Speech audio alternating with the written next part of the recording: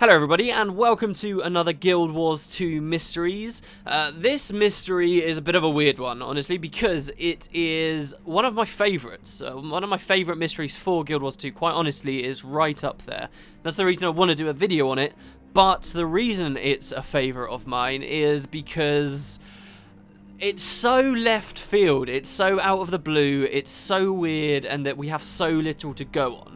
Okay, so I'm going to try and cram as much info in this as I possibly can to make up for the fact that this mystery is just so empty, basically. But that's what makes it compelling. So, without further ado, I'm going to talk to you guys today about the Gargoyles. So, Gargoyles, if you're just a Guild Wars 2 player, you've probably got no idea what I'm talking about, because Gargoyles don't exist in Guild Wars 2. I mean, you've probably got some idea of what I'm talking about, just because they're quite popular in regular fiction, you know. Most people have an idea or a notion of what a gargoyle is, you know, like a creature made of stone. That's what they are in traditional fantasy, and they exist in real life as well. You know, gargoyles are those, statues, those creepy things people put on buildings.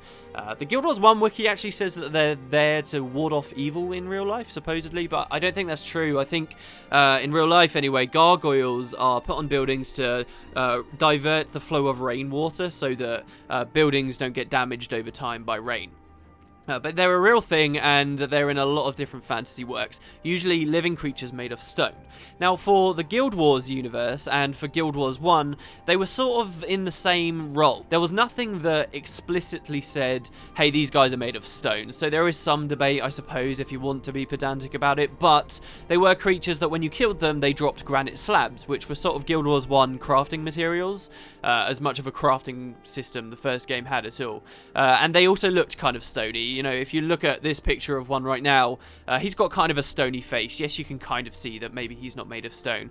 But, you know, they were creatures that seemed to be made of stone, at least. Now, what makes them interesting is, in a lot of ways, what makes them uninteresting. Because they don't have much lore at all, really. And this I'm going to come back to. They don't have much lore at all. But what I can tell you is that they were a very rare creature. Guild Wars 1 was a massive game. By the time Eye of the North had come out completely, there were tons and tons of areas, especially that original Tyrian map was huge at this point, and we had 3 whole continents we could go to, right? So there were lots of places, and a lot of the time, ArenaNet reused enemies. There'd be different variations or different skins on them, but you'd see enemies cover large expanses of the game world. Now, Gargoyles, though, were really localized. They only existed in Ascalon, and they didn't even exist in the Char homelands, which is designed to be just like Ascalon before the Searing hit. And when ArenaNet made the Char homelands, they kind of cross-pollinated, shall we say, a lot of the enemies from Ascalon into the homelands. But for Gargoyles, that was never done. Gargoyles only existed in Ascalon, and further than that, before the Char invasion, before the Searing, Gargoyles only existed in Ascalon in the Catacombs, which admittedly in the first game did seem to be pretty big, much bigger than they seem in Guild Wars 2. They seem to basically expand the Ascalon Catacombs, basically expanded all of Ascalon's territory. It was pretty crazy. But in the first game, you would only see the Gargoyles down there until the Char invasion, at which point they seem to have decided, hey, stuff seems safe for us now, and they came out into regular Ascalon.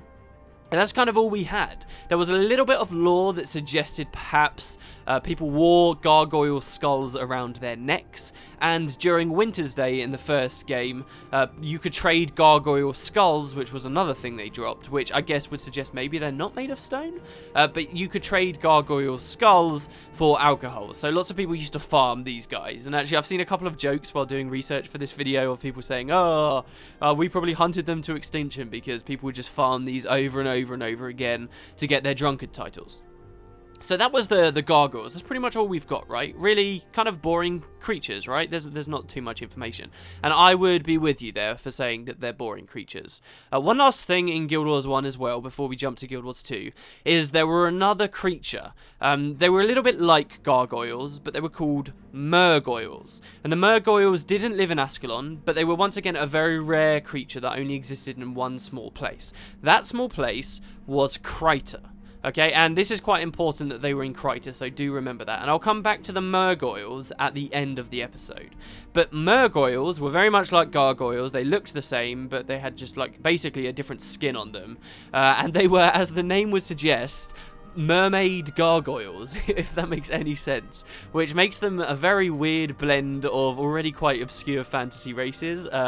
Mermaid gargoyles, that's got to be one of the most creative things I've heard of. But they had really even less than gargoyles, no obscure lore about wearing their skulls or anything. They were just creatures you found in Kryta, namely around bodies of water, and they did nothing else. And that was it for Guild Wars 1. Nobody ever batted an eye at them. They were just these weird creatures that had very little lore. That was kind of it. Something to kill. There was in particular one small mechanic as well in Guild Wars 1, I may as well add, where some of the gargoyles you meet after the searing in Ascalon are called Resurrect Gargoyles. And they were kind of players' first introduction to enemies that could resurrect their allies. And, you know, that's kind of significant because in the first game, you would find very quickly that the really difficult content, the tough things to do, really revolved around enemies that could resurrect themselves, just like you, the players, could. So this was an introduction to that mechanic, but beyond that, they served very little purpose. So, why am I doing a Guild Wars 2 mystery on them? Because in Guild Wars 2, they've disappeared. They've not come back for the second game.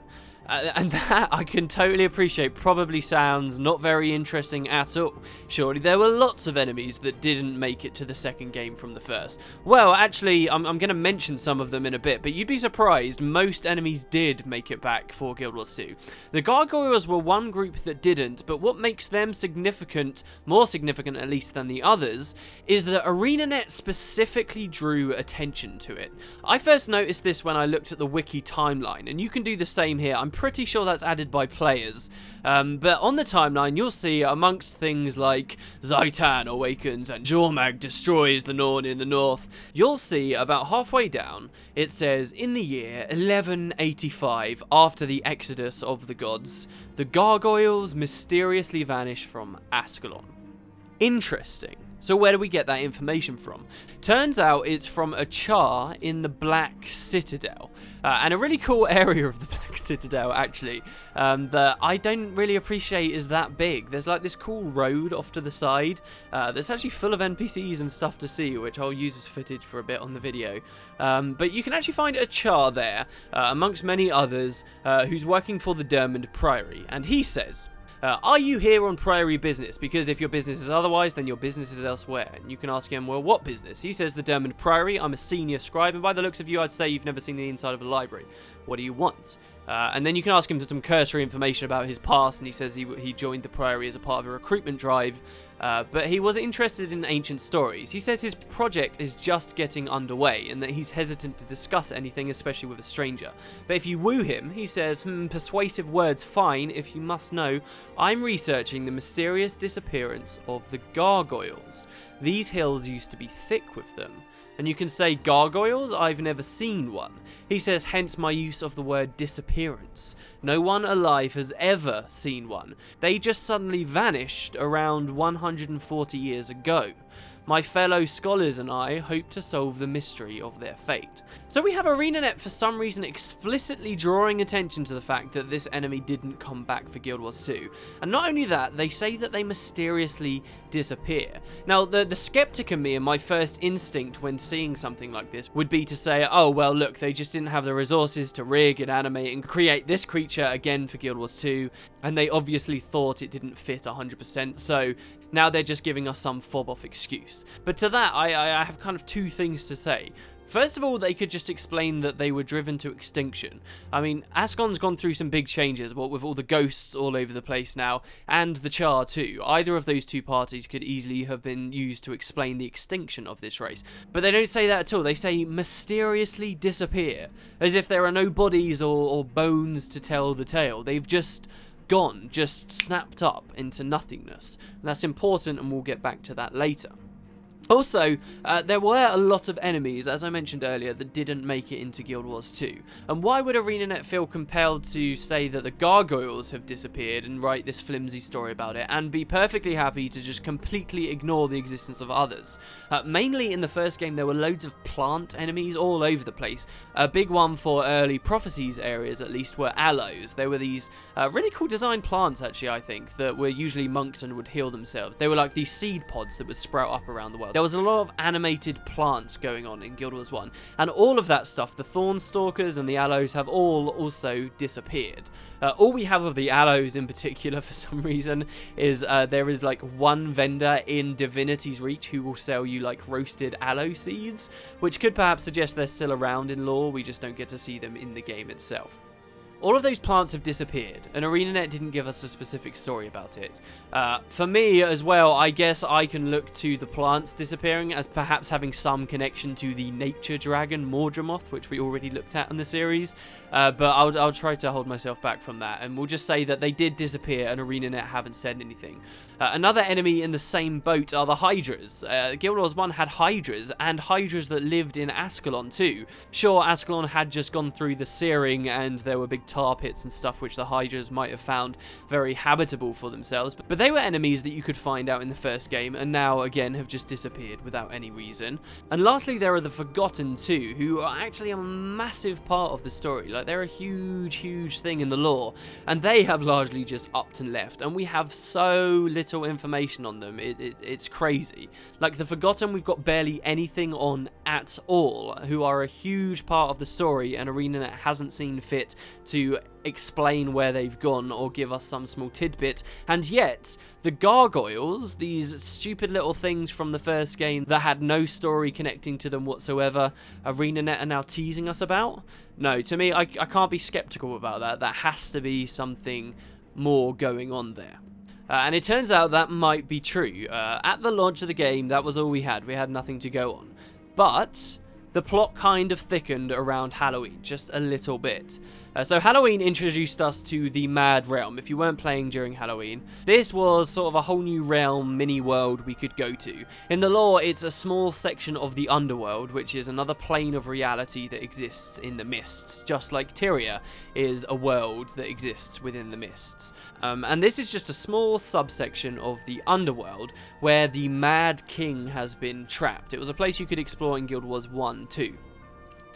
And the Mad King is trapped there, and most of the creatures and enemies you see in said area are undead, because it's a part of the underworld, which is Grenth's domain, who is the human god of death. So you find a lot of skeletons and things while we were around there. There were also lots of minions of the Mad King himself, those candy cane creatures.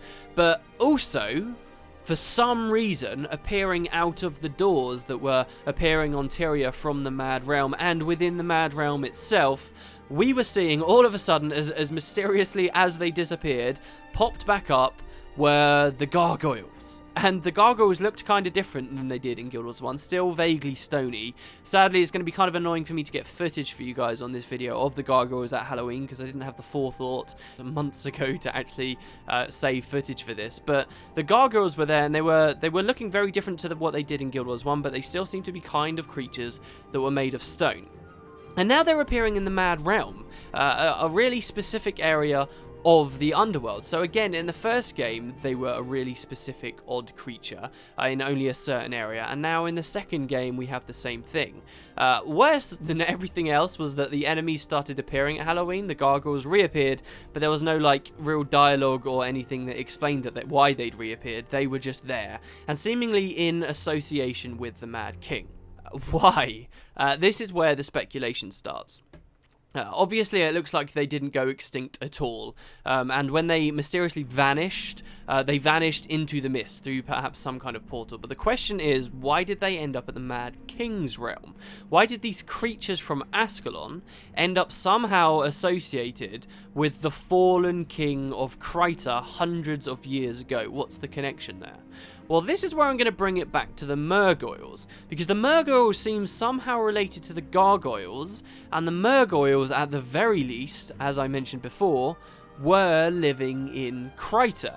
So maybe that's the link somehow, but we didn't see any Gargoyles in the Mad King's realm. So we've got these threads, but there's no way really to tie them together at the moment. One thing I do think is certainly because ArenaNet teased us with this Char NPC and now with the Halloween update that we're probably gonna get the conclusion to that story. I'm betting that it's got something to do with the Lunatic Court. The Lunatic Court are a group of people that are living on Tyria that hope to free Mad King Thorn so he can leave the Mad Realm for more than just one day a year. The story with Mad King Thorn is kind of this big, long arc that is in a lot of ways one of the more interesting, compelling stories in Guild Wars 2 to me, because it's been this long story arc that's been going on for years and years and years now. Every year they kind of push it forward just a little bit more, but we still haven't had the full conclusion. And the story generally right now, this isn't a lore video about Halloween in particular, but the story is that the Lunatic Court are trying to undo the magics that bind Mad King Thorn to his realm by breaking seals. In Guild Wars 1, we broke the first seal, and we're seeing that story progress in Guild Wars 2. I'm thinking that maybe breaking one of those seals had something to do with getting rid of the Gargoyles, that the Gargoyles are somehow tied to Mad King Thorn being tied to the underworld, and maybe when he's finally freed, the Gargoyles will return, or 1,000 other possibilities. So yeah, that's kind of the mystery in its full, guys. I hope I've kind of explained it and made it sound slightly compelling. The problem with this is it's one of those things that kind of just blew my mind. When I read on this list with the timeline with all these other massive things that suddenly this weird, obscure little creature had this big reference and how they'd all just suddenly vanished. It was really cool to me. It was really nice to see ArenaNet are honouring those smaller creatures and those smaller bits of lore from the first game that maybe people didn't think were interesting, and now they've actually turned it into something good. And in particular, they've tied it into some other lore they've created as well, which has given the whole universe a lot more depth. And it really makes you wonder as well about all of these small things. It's easy to just write off all the small things you're seeing in the world because you think, oh, there's no significance, there never will be any. But then you find out about the Gargoyles, and the ArenaNet kind of at least do have a plan for at least some of it. And that, I think, is really cool, and it's a really good example of strong, well-designed lore for me. They've done it very, very well. They've taken some obscure lore and put a really nice twist on it and made it a conversation piece. So I really do like this mystery, and I'm looking forward to see where it goes. And in particular, of course, the conclusion of this big story with Mad King Thorn in the Halloweens that come to follow. So yeah, and then the Gargoyles tying into it at the end as well. Like, it just makes me speechless. So there you go, guys. That's Guild Wars 2 Mysteries for today. A bit of a different one, this one, because it's not kind of, you know, massive lore bomb. But let me know what you think. If you've got any ideas about what is actually going on with the Gargoyles, I would love to hear it. And I will see you next time for another Guild Wars 2 Mystery, which should be an interesting one, I would say. I'll see you next time.